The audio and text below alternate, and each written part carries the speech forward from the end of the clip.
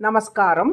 1000 நாமங்கள் 1000 கதைகள் 398வது திருநாமம் விரஜாய மார்காய நமக.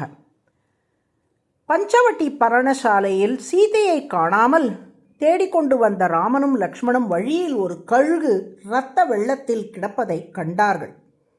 சீதையை உண்டுவிட்டு யாரோ அரக்கன் படுத்திருக்கிறான் போலும் என்று சொல்லிக்கொண்டே அந்த கழுகை நோக்கி வேகமாக சென்றான் ராமன். அந்த கழுகு ராமனை பார்த்து, யாமோஷதிம் இவாயுஷ்மன் அன்வேஷசி மகாவனி சாதேவி மமச பிராணாக ராவணேன உபயம் கிருதம்.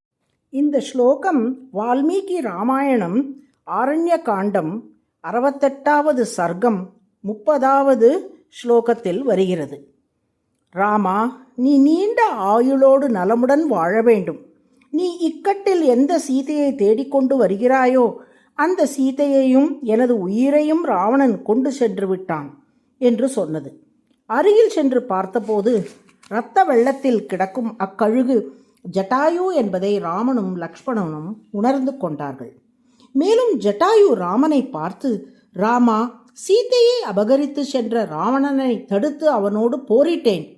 அவன் தனது வாளால் எனது சிறகுகளை வெட்டிவிட்டான்.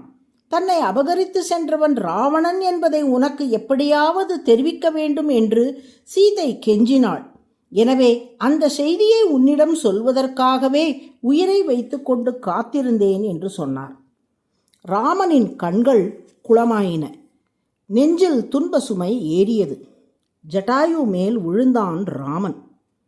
தம் தாதையரை தரையர் கொலை செய்தார், முந்தாரே உள்ளார் முடிந்தான் முனை ஒருவன், எந்தாயே எதற்காக நீயும் இறந்தனையால் அந்தோ வினையேன் அருங்கூற்றம் ஆனேனேன் என்று கம்பராமாயணத்தில் கூறுகிறது.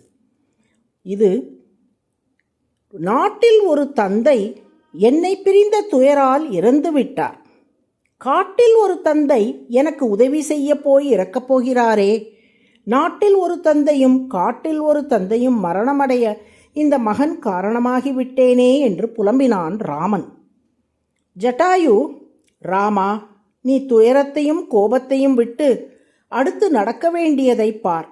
சீதையை மீட்டு அவளது துயரத்தை தீர்த்து ராவணனை வதம் செய்து தேவ காரியத்தை நிறைவேற்று. நீ நீடூழி வாழ்க என்றார்.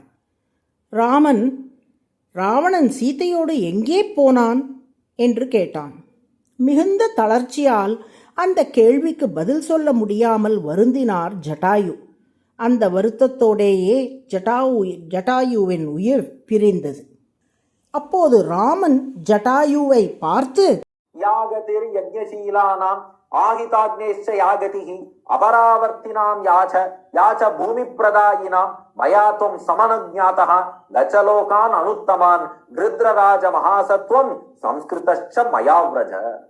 இது வால்மீகி ராமாயணம் ஆரண்ய காண்டம் 68வது சர்க்கம் 65வது ஸ்லோகம் ஆகும். இதன் பொருள், வேள்வி செய்பவர்கள், தவம் புரிபவர்கள், துறவிகள், தானம் செய்பவர்கள் உள்ளிட்ட சான்றோர்கள் எல்லோரும் பெறுகின்ற மிக உயர்ந்த இலக்காகிய வைகுண்டத்தை நீங்கள் அடைவீர்கள். நான் ஆணையிடுகிறேன். எனது ஆணைப்படி வைகுண்டத்தை நோக்கிய பாதையான அர்ச்சிராதி மார்க்கத்தில் பயணித்து நீங்கள் முக்தி அடைவீராக என்றான். அவ்வாறே ஜட்டாயுவின் ஆத்மாவும் அர்ச்சிராதி மார்க்கத்திலேயே பயணித்து வைகுண்ட லோகத்தை அடைந்தது. இப்படி முக்தியை நோக்கிய தூய பாதையை அடியார்களுக்கு காட்டுவதால் ராமன் விரஜோ மார்கக என்று அழைக்கப்படுகிறார். மார்கக என்றால் பாதை, விரஜக என்றால் மாசில்லாத தூய என்று பொருள். விரஜோ மார்கக என்றால் தூய பாதையை அடியார்களுக்கு காட்டுபவர் என்று பொருள். அதுவே சகஸ்ரநாமத்தின் 398வது திருநாமம்.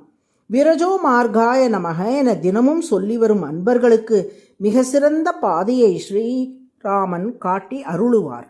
நாராயண நாராயண.